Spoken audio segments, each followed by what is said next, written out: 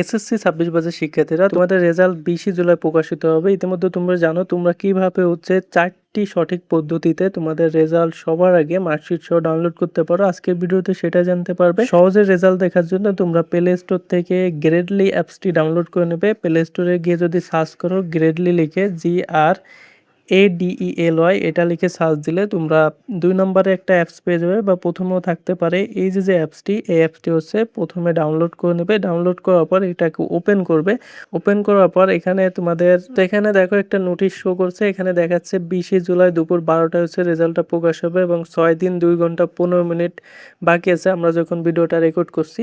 অ্যাপসের ভিতর আসলে তোমরা প্রথমে দেখতে পারবে এসএসসি, এইচএসসি রেজাল্ট এবং এখান থেকে তোমরা এসএসসি জিপিএটা ক্যালকুলেট করতে পারো। এসএসসি, এইচএসসি রেজাল্ট এটার উপর যাওয়ার পর এখানে দেখতে পারবে যে 4টা অপশন রয়েছে: board result, e board result, all board result, SMS result.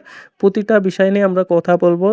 প্রথমে আমরা দেখাই বোর্ড রেজাল্টটা। বোর্ড রেজাল্টে ক্লিক করলে এখানে তোমরা অফিসিয়াল যে পেজটা রয়েছে সেই পেজে আসবে। এখানে নেম অফ বোর্ডের জায়গায় তোমাদের বোর্ডের নামটা দিবে। এখানে আমি যশোর সিলেক্ট করছি। তারপর এখান থেকে এসএসসি, এইচএসসি এটা সিলেক্ট করে দেবে, এসএসসি দাখিল।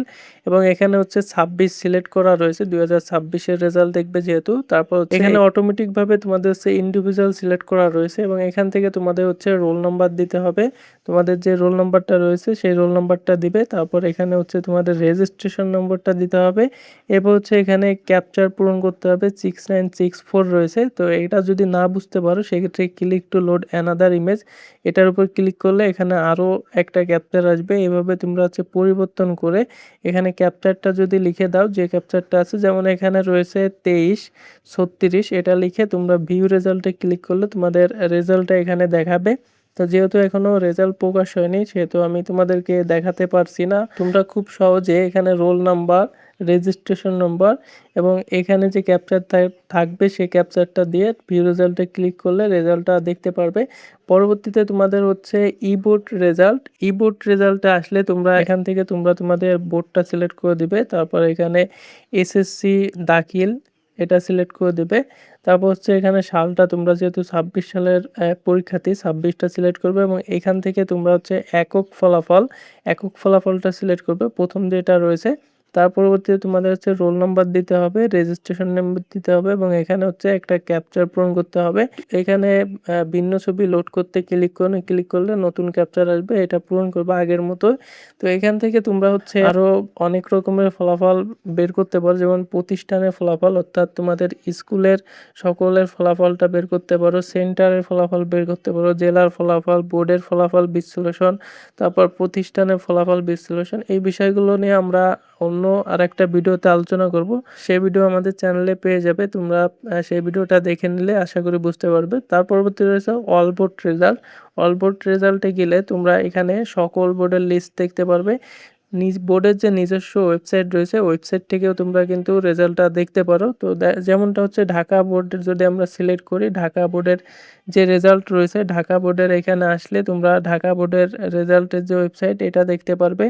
এখান থেকে তোমরা সকল বোর্ড দেখতে পারবে এবং যে বোর্ডের রেজাল্টে দেখতে চাও, তোমাদের যে বোর্ডে পরীক্ষা দিচ্ছ সেই বোর্ডের উপর ক্লিক করলে এখানে তোমরা দেখতে পারবে যে তোমাদের বোর্ডটা সিলেক্ট করা থাকবে এবং এখান থেকে আগের মতোই তোমরা পরীক্ষার্থীর নম্বর এবং রেজিস্ট্রেশন নম্বর দিয়ে ফলাফলটা চেক করে নিতে পারো।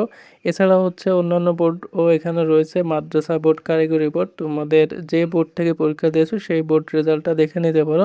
তারপর রয়েছে এসএমএস রেজাল্ট সর্বশেষ। এসএমএস রেজাল্টে আসলে তোমরা এসএমএস ফরম্যাটটা এখান থেকে এসএসসি সিলেক্ট করবে।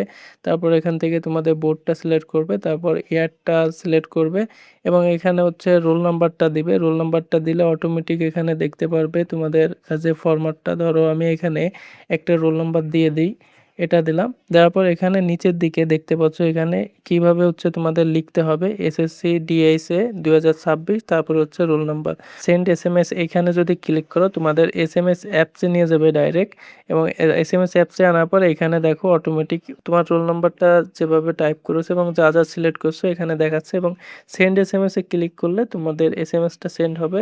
ফিরতি এসএমএস এ তোমরা তোমাদের রেজাল্টটা দেখতে পারবে। একেবারে সহজ 4টি পদ্ধতিতে তোমরা এই অ্যাপসের মাধ্যমে রেজাল্টটা চেক করে নিতে পারো। তো আশা করছি তোমরা বুঝতে পেরেছো এবং আমরা আরো বিস্তারিতভাবে ভিডিও আনবো এই বিষয়ে। তোমরা আমাদের চ্যানেলটা সাবস্ক্রাইব করে রাখো এবং এই যে অ্যাপসের লিঙ্কটা আমি আমার ভিডিও ডেসক্রিপশন বক্সে দিয়ে রাখবো। তোমরা সেখান থেকেও ডাউনলোড করে নিতে পারো খুব সহজে, অথবা প্লে স্টোরে সার্চ দিলেও পেয়ে যাবে। তো আজকে ভিডিওটা এখানে শেষ করছি। ভিডিওটি ভালো লাগলে অবশ্যই একটা লাইক দেবে এবং শিক্ষা সংক্রান্ত পরবর্তী আপডেটের জন্য আমাদের চ্যানেলটি সাবস্ক্রাইব করে রাখবে।